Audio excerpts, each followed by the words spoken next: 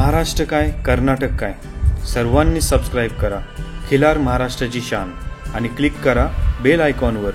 Enjoy. मंडळी, आज आपण खरसुंडी 2024 ची जी वार्षिक यात्रा आणि बाजार आहे तेथे आहोत.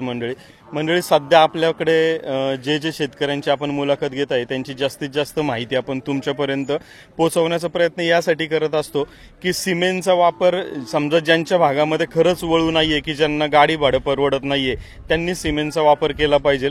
पण आज महाराष्ट्र कर्नाटकामध्ये जे टॉपचे वळ आहे त्यातलं एक उत्तम उदाहरण सध्या खंडेराजुरीमधील एक जातीवंत वळू सध्या आपल्या समोर आहे. यांची एक खास मुलाखत आपण याच्या अगोदर पाहिलेली आहे की दीपावली पाडव्यानिमित्त आपण दरवर्षी चॅनलची टीम सलगरमध्ये जात असतो आणि त्या टायमिंगमध्ये आपण खंडेराजुरीमध्ये जाऊन एक चित्रीकरण केलं होतं.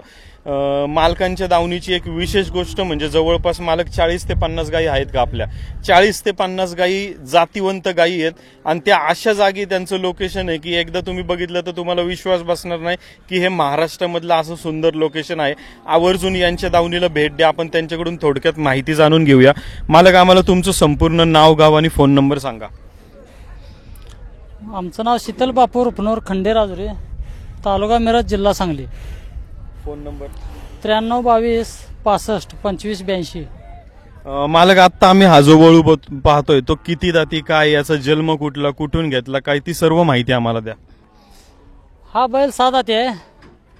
हा बैल आपल्या घरच्या गाईचा आहे आणि सलगरचा पिंटू माळे ना कोकडा बैल म्हणून ओळखला जातो त्या बैलाची पैदास आहे. आज आता सलगरमध्ये तुमच्या दावणीला एवढ्या मोठ्या प्रमाणात गायी आहे, मग तुम्ही त्या सगळ्या गायींना हाच वळू भरता का कधी दुसरा पण बाहेरचा भरता जवळपासचा? तसा काय विषय नसतोय, रक्तगटावर असतंय. ह्याच्या रक्तगटात दुसरा बैल धावावा लागतो आपल्याला.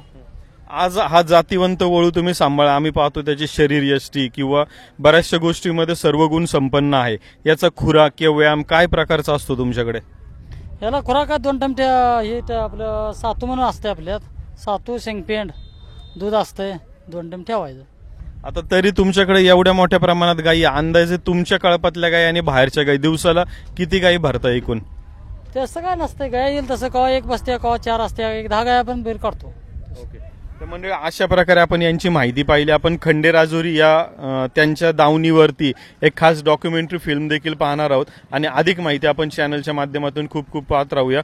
आणि मंडळी, एक गोष्ट आवर्जून सांगतो, जर सलगर भागात गेला तर सलगर पासून खंडेराजुरी एक किती किलोमीटरवर आहे? 15 किलोमीटर. एक 15 किलोमीटर अंतर आहे. तिथं जाण्याचा रस्ता थोडासा तुम्हाला गाडी त्रास देईल तिथे पोहोचे तोपर्यंत लोकेशनला, पण पाहण्यासारखं लोकेशन आहे आणि दावणीला गायी पाहण्यासारखे आहेत आणि त्यातलं एक उदाहरण सध्या वळू आज आपण येथे पाहतोय. मंडळी, खूप धन्यवाद.